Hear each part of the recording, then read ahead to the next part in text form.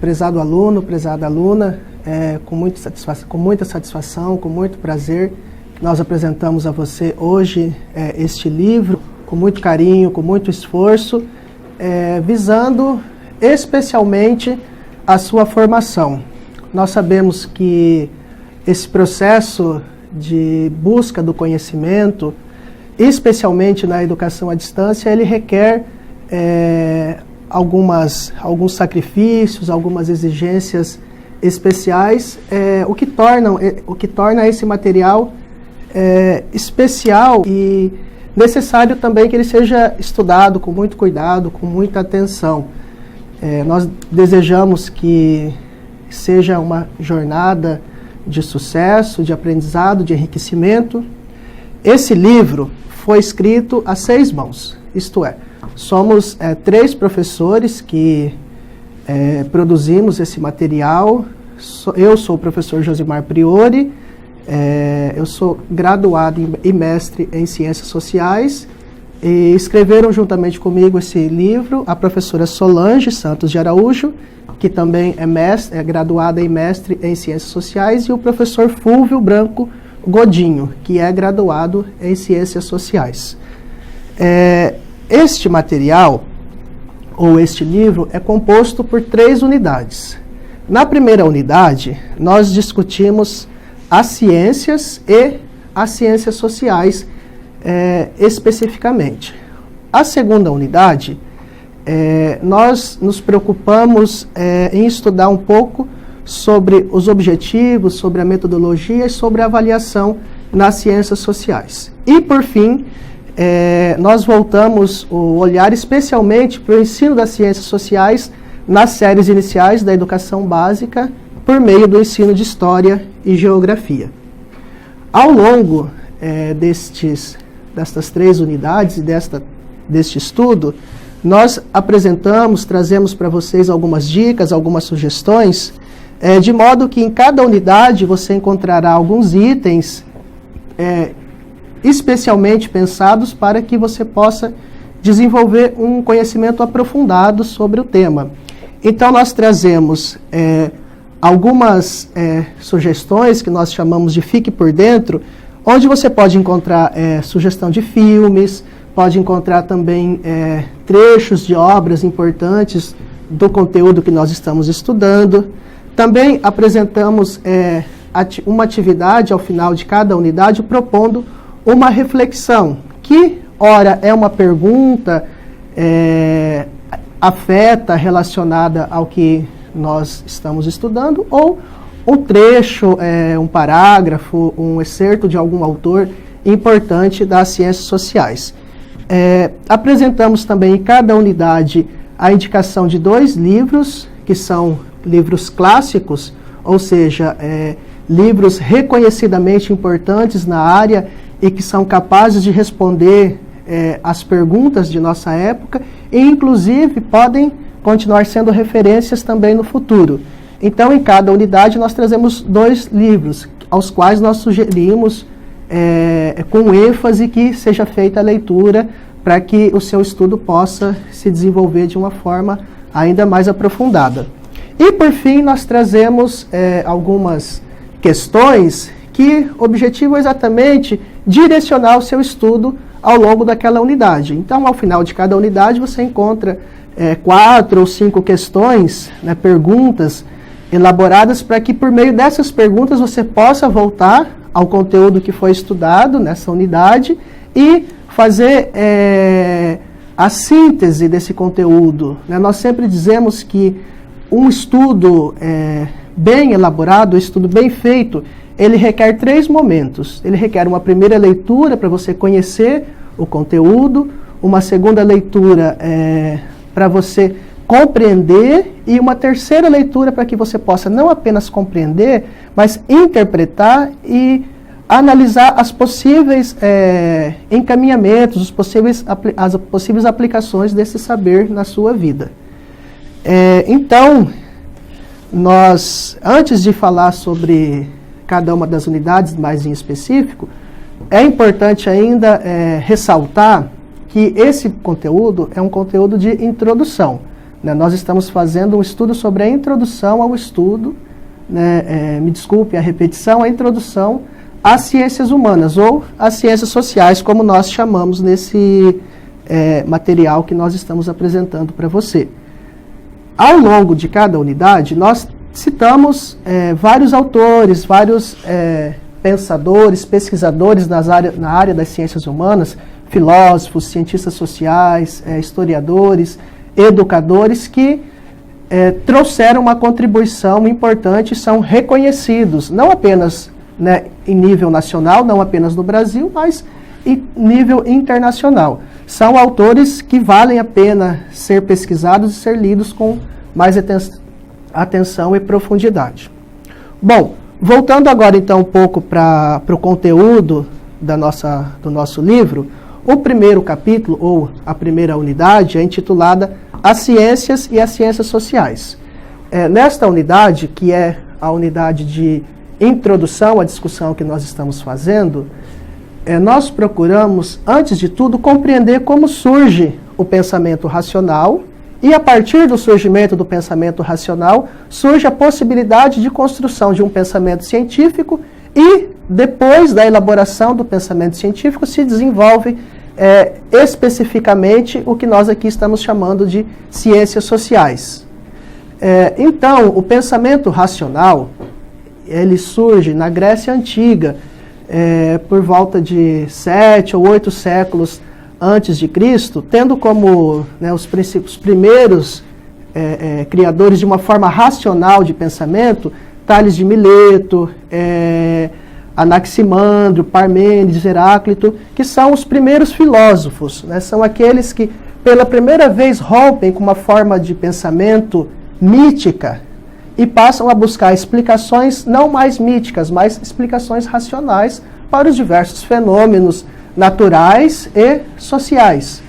Até então, os gregos, e deve ser de seu conhecimento, os gregos, eles explicavam o seu mundo, né, tinham uma cosmovisão, uma cosmologia, isto é, uma visão de mundo baseada nos deuses do Olimpo, como Zeus, Atenas, entre tantos outros. Todas as perguntas feitas pelo ser humano, de onde nós viemos, para onde nós iremos, quem criou o mundo, quem criou o céu, a terra, o sol, a lua, essas perguntas eram explicadas por meio de mitos, por meio de histórias criadas principalmente dentro do universo religioso e que davam explicações mitológicas sobre esse fenômeno, sem ter uma preocupação com a coerência, com a validade lógica dessa afirmação. Bom, os filósofos, então, eles paulatinamente ou aos poucos, eles passam a romperem com essa forma mítica de explicação da realidade e passam a explicar a realidade por meio da razão. Isto é necessário encontrar as causas verdadeiras, as causas lógicas para os fenômenos, e não apenas inventarmos histórias que expliquem esses fenômenos por meio de uma visão religiosa. Com isso, não queremos dizer que o mito ou a religião não é importante. A própria filosofia, no futuro, passa a compreender o mito como uma forma de conhecimento, como uma forma de explicação da realidade, como uma forma de contar alguma coisa. Mas esta forma não é a forma racional. É uma forma religiosa, é uma forma baseada numa lenda, baseada num conhecimento popular. A filosofia, portanto, ela se enquadra em outro registro, no registro da razão. E é a partir da razão que se desenvolve a ciência. Nós sempre ouvimos falar, ou eventualmente refere-se a Aristóteles como pai da ciência. De fato, esse filósofo grego, ainda no período antigo, desenvolveu as primeiras elaborações sobre as mais diversas ciências, sobre a física, sobre a biologia, sobre a astronomia. Também desenvolveu um pensamento filosófico sobre a política, sobre a arte, sobre a religião, de modo que ainda hoje nós reconhecemos o Aristóteles como o pai das ciências. Nesse momento, ainda no período da Antiguidade, é sempre importante lembrar que nós estamos falando aqui do período anterior a Cristo. há 3, 4 séculos mais ou menos antes de Cristo. O conhecimento científico, ele objetivava, sobretudo, conhecer a natureza e também, né, os fenômenos sociais. Bom, os tempos passam, os séculos avançam. Por volta do século V depois de Cristo, surgirá uma nova organização social, política e econômica que nós chamamos de Idade Média. Essa civilização, ou esse período histórico, ou como diria o filósofo e sociólogo Karl Marx, esse modo de produção, ele tem algumas características particulares que acabaram reprimindo o pensamento racional, reprimindo a filosofia e reprimindo a ciência. Nesse momento, né, no contexto da Idade Média, a Igreja Católica era a religião, né, a instituição mais importante, e essa instituição exercia uma fiscalização, uma vigilância muito grande sobre a sociedade, sobre a economia e sobre a produção do conhecimento. De modo que a Igreja, ela concentrava em si o monopólio da produção do conhecimento. E todo conhecimento válido era apenas aquele reconhecido pela Igreja Católica. Dentro desse contexto, a Igreja Católica exercia uma rígida censura e um rígido controle sobre o conhecimento, de modo que todo conhecimento era aceito à medida que ele pudesse ser cristianizado, ou seja, pudesse ser adaptado para o universo, para a visão de mundo cristã católica. É nesse contexto que surge o que nós chamamos de teologia hoje. Teólogos importantes foram, por exemplo, Santo Agostinho e Santo Tomás de Aquino, que são reconhecidamente os dois maiores filósofos teólogos da Idade Média, e eles tiveram um papel muito importante nessa cristianização da filosofia e, portanto, a criação da teologia. Essa cristianização teve como característica o silenciamento de toda a filosofia, de toda a arte, de toda a cultura, de toda a ciência que não estivesse de acordo com os dogmas e com os princípios da Igreja Católica. A isso, alguns críticos chamaram de Idade das Trevas. A Idade Média é conhecida por muitos como Idade das Trevas. Por quê? Porque ela suprime grande parte da arte, da razão, da filosofia e mesmo da ciência. É de conhecimento, por exemplo, o fato de que não era permitido a dissecação de cadáveres para o conhecimento mais aprofundado do organismo humano e para o tratamento de algumas doenças. Muitos pesquisadores foram acusados de bruxaria, de heresia e foram punidos, inclusive muitos perderam a sua vida. Mas com o desenvolvimento histórico, por volta do século XV, surge uma nova forma de conhecimento que, na verdade, buscou resgatar aqueles valores que eram produzidos lá na Grécia Antiga e também na Roma Antiga. A isso nós chamamos de renascimento cultural. Com o renascimento cultural, desenvolve-se um novo método que será chamado de método científico moderno. É este método científico moderno que dá origem à ciência moderna. E essa ciência moderna, por sua vez, será no plano intelectual a grande balizadora, aquela que sustenta todo o desenvolvimento econômico, todo o desenvolvimento político, a expansão marítima, a descoberta de novas terras e sustenta principalmente a Revolução Industrial. A Revolução Industrial, que ocorre a partir do século XVIII, se inicia na Inglaterra e se expande pelo mundo inteiro. Ainda hoje nós estamos vivendo a Revolução Industrial, já que a revolução da indústria, a revolução permanente da forma como se produz, é uma característica da sociedade capitalista. É essa ciência que fornece as bases científicas e tecnológicas para essa revolução. Bom, Francis Bacon e René Descartes são dois autores, dois filósofos da ciência, dois pensadores importantes que contribuem grandemente com o desenvolvimento do método científico moderno. Este método científico moderno, ele tinha como objetivo oferecer condições para que o homem conhecesse a natureza, mas não só conhecer, mas também transformar a natureza. Então veja bem a diferença desse momento que nós estamos vivendo a partir do século XV com a filosofia e a ciência grega produzida na Idade Antiga. Na Idade Antiga, objetivava-se conhecer a natureza. Agora, com a Idade Moderna, objetiva-se não apenas conhecer, mas transformar. Bom, esse pensamento científico ele se desenvolve de tal maneira que ele passa a ser reconhecido como uma nova fonte de verdade. Até então, a resposta para todas as perguntas era buscada onde? Na religião. Com o surgimento da ciência moderna, cada vez mais a religião perde credibilidade e as respostas passam a ser dadas pela ciência. Dentro desse contexto, entre o final do século XVIII e o início do século XIX, surge a necessidade do desenvolvimento de uma ciência que pudesse ser capaz de compreender o próprio ser humano, a própria ação humana. É nesse contexto que surgem as ciências sociais, ou o que nós aqui neste trabalho também chamamos de ciências humanas. Portanto, entendemos este trabalho, ciências sociais e ciências humanas, como sinônimos. Embora alguns autores vejam diferenças, no nível de análise que nós estamos, vamos compreendê-las como sinônimos.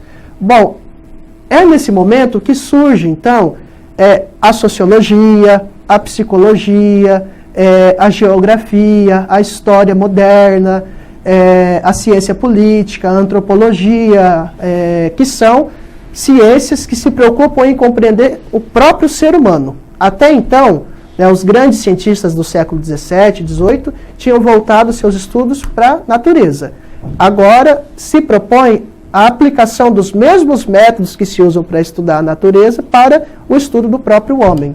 E, nesse contexto, quem se notabiliza como o fundador da sociologia e, nesse sentido, fundador das ciências humanas é Auguste Comte, que viveu entre 1798 e 1857. Auguste Comte propunha que as exigências de objetividade científica, de neutralidade, de distanciamento entre quem pesquisa e quem é pesquisado, como era feito nas ciências naturais, nas ciências que buscavam transformar a natureza, que esse mesmo método fosse utilizado para ciências sociais, para ciências humanas. E, especificamente, ele propunha esse método para a sociologia.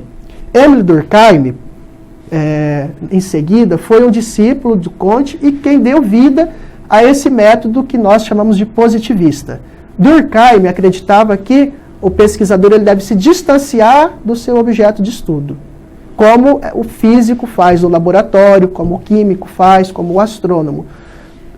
A isso, ele disse que era preciso, para que isso fosse possível, melhor dizendo, ele defendia que o estudioso tratasse os fatos sociais como coisas. Isso requer do pesquisador um distanciamento. O estudioso, portanto, deveria abrir mão dos seus valores, das suas crenças, dos seus costumes, de modo que seus valores, crenças e costumes não influenciassem na sua pesquisa. Ou seja, eu, por exemplo, vou estudar o fenômeno religioso numa determinada localidade, eu, como sociólogo, como pesquisador, devo evitar que as minhas crenças influenciem naquele fenômeno, no estudo daquele fenômeno. No entanto, esse método proposto por Durkheim praticamente é impossível de ser realizado, já que nas ciências humanas, ou no estudo do ser humano, nós mesmos somos os estudados e também somos os estudiosos, o que cria dificuldades extremas para que possamos realizar uma neutralidade absoluta. Como eu posso diferenciar entre o que é realmente científico e o que é a minha posição pessoal, influenciada por meus valores, por minhas crenças?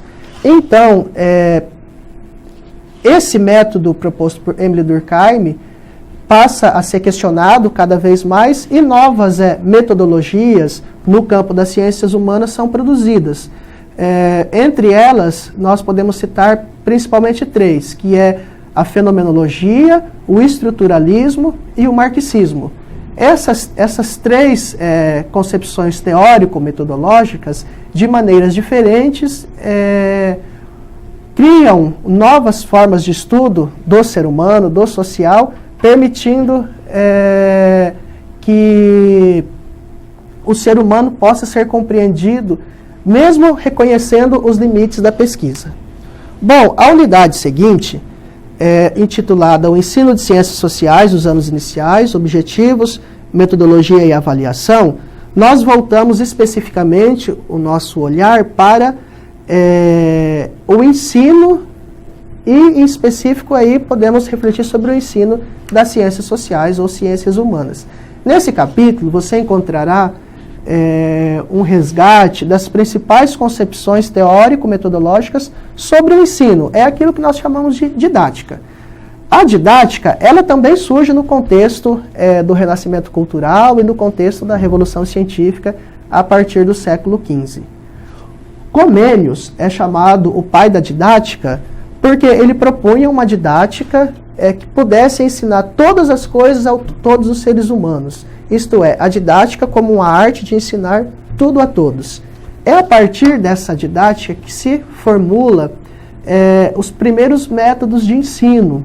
E dentro desse campo de estudo, vários métodos de ensino se desenvolvem, como o ensino tradicional, né, o processo tradicional, o processo escola novista, o processo construtivista, o processo sociolibertador e o processo histórico-cultural, que são as abordagens didático-pedagógicas que nós estudamos nesta segunda unidade. É importante salientar que essas não são as únicas concepções de ensino e aprendizagem. No entanto, são as mais conhecidas, as mais divulgadas e as mais aceitas. Entre elas, nós podemos dizer que há concepções de ensino e aprendizagem que estão em harmonia com a sociedade que nós temos aí e que se preocupa em formar homens para trabalhar nesta sociedade, que é, evidentemente, o capitalismo, e outras pedagogias, outras propostas que propõem a formação de um homem que possa atuar nessa sociedade capitalista, compreendê-la criticamente e agir no sentido da sua transformação. Entre as perspectivas afins ao sistema capitalista estão a pedagogia tradicional, escola navista e construtivista. Claro que entre elas há diferenças, a tradicional é aqui o alvo das críticas mais duras, justamente por promover um ensino rígido, autoritário, engessado, que não reconhece o aluno como um sujeito do processo. E, por outro lado, nós temos as pedagogias sociolibertadora e a pedagogia histórico-cultural, que possuem diferenças entre si, mas têm essa preocupação de formar um aluno crítico.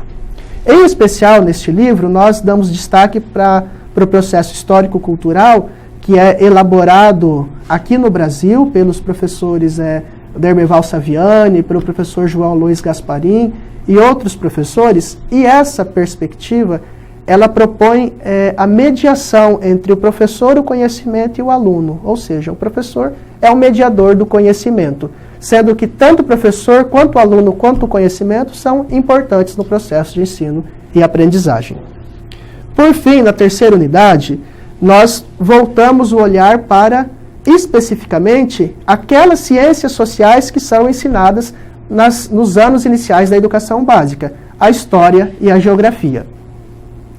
A história e a geografia são duas das ciências sociais e elas estão presentes no conteúdo, no currículo da educação básica, não apenas para oferecer noções históricas e geográficas para os estudantes, mas também para formar para a cidadania e para a ação social, para a integração à sociedade.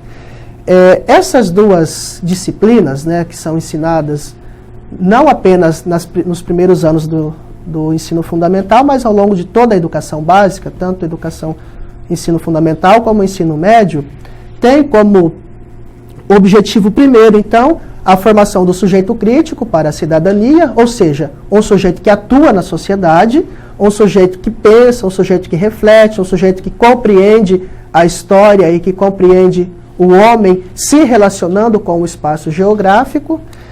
E para isso, há uma metodologia de ensino, há um percurso, há um caminho a ser seguido. Para esse capítulo, nós nos fundamentamos basicamente nos parâmetros curriculares nacionais para o ensino de História e Geografia, que é o documento oficial produzido pelo Ministério da Educação. Ao longo da unidade, você encontrará os objetivos para o ensino de geografia, os objetivos para o ensino de história. Os anos iniciais da educação básica são divididos em 2 ciclos, o primeiro e o segundo ciclo. Os objetivos gerais do ensino de História e Geografia se desdobram em objetivos para o primeiro e para o segundo ciclo. Você encontrará no livro e depois nós recomendamos que você leia todos os parâmetros curriculares que estão disponíveis na internet.